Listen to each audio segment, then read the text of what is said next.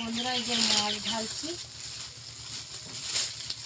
পুকুর ছাটা হয়েছিল তাই মাছ দিয়ে গেছে পাশের বাড়ি, চুনো মাছ। এখন কাটবো, এখানে যে কাটবো প্রচুর রোদ, ওই ঘরের মধ্যে কেটে নিচ্ছি। এই ছোট ছোট মাছ, এখানে বাটা মাছ, চারা পোনা, এইগুলো দেখবে কতটা মাছ, এগুলো সব কাটতে হবে এখন।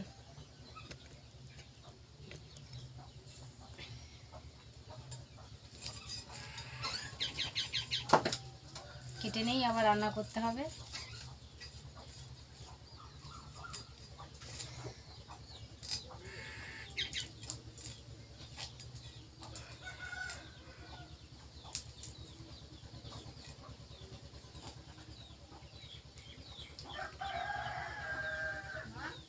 হ্যাঁ বল,